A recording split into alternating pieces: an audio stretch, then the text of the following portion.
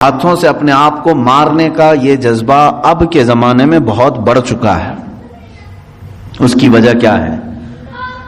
اطمینان کا حاصل نہیں ہونا، دلوں کا قرار اور سکون کا حاصل نہ رہنا، یہ انسان کو موت کے گھاٹ اتارنے پر مجبور کرتا ہے۔ کبھی کبھار اچھا خاصا آدمی، لیکن اس کے اندر جو ہلچل ہے، اس کے اندر جو بے قراری ہے، وہ لوگوں کو معلوم نہیں، اور وہ چند دنوں کے بعد خبر آ جاتی ہے کہ اس نے سوسائڈ کر لیا، اپنے گھر میں لٹک کر کے، یا اپنے آپ کو جلا کر کے، یا اپنے آپ کو کسی پانی میں غرق کر کے خود کو اس نے ہلاک کر لیا۔ یہ ہلاکت خود سے سوسائڈ کے جو آج نتائج سامنے آ رہے ہیں، اس کی سب سے بڑی وجہ ڈپریشن کا ہونا، سکون کا نہ ہونا۔ اے میرے عزیزو، اس قرآن عظیم میں اللہ تعالیٰ نے اس کا علاج بھی تو بتایا ہے، دوا خود اللہ نے بتایا ہے، اور اس نے ہمیں پیدا کیا، وہ بہتر جانتا ہے۔ ہمارے قلب کو اس نے بنایا، دل کو اس نے بنایا ہے۔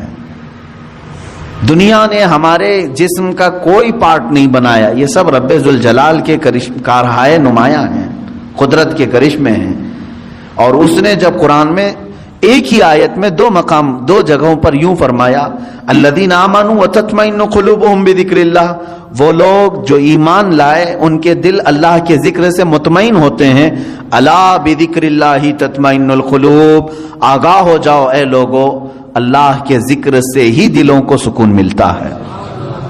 تو ذکر اللہ یہ رب ذوالجلال کی طرف سے دی گئی دوا بھی ہے، شفا بھی ہے، دعا بھی ہے، علاج بھی ہے، اور اسی سے دور بھاگ کر کے آج لوگ بے قراری میں ہیں۔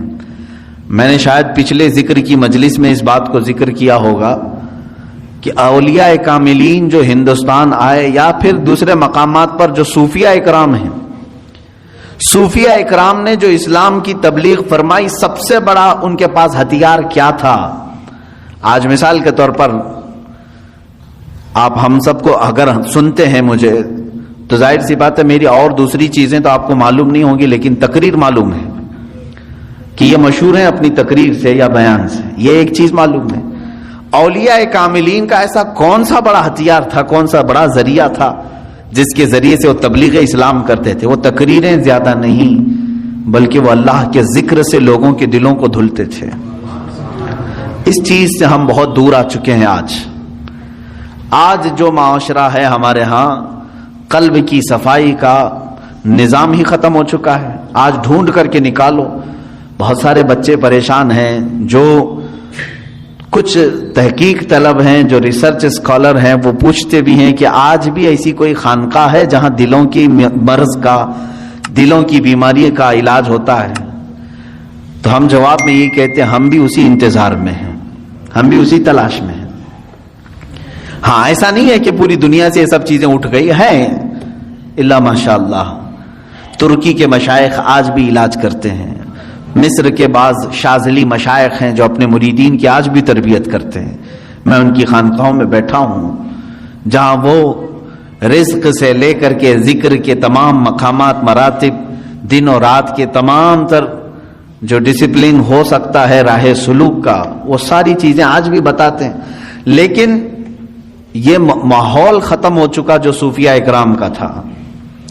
آپ سلسلہ چشتیہ کے جتنے مشائخ کو آپ دیکھیں گے ہندوستان آئے ہیں، ان کے ذکر ہی مشہور ہیں۔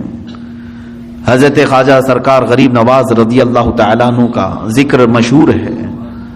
ختم خواجگان میں بھی ان کے بعض اذکار شامل کیے گئے ہیں۔ خواجہ قطب الدین بختیار کاکی رحمۃ اللہ علیہ، حضرت بابا فرید الدین گنج شکر رحمۃ اللہ علیہ، صابر علاء الدین کلیری رحمۃ اللہ تعالیٰ علیہ۔ ان کا حال تو یہ ہے کہ قبر میں گئے، خود سے بنی بنائی ہوئی اور بند کروایا، اور 9 سال تک ذکر الہی میں مشغول رہے، باہر کسی نے ان کو دیکھا نہیں۔ یہ وہ لوگ تھے جن کے اوپر فنا کی کیفیت طاری ہو جاتی، وجدانی کیفیت طاری ہوتی۔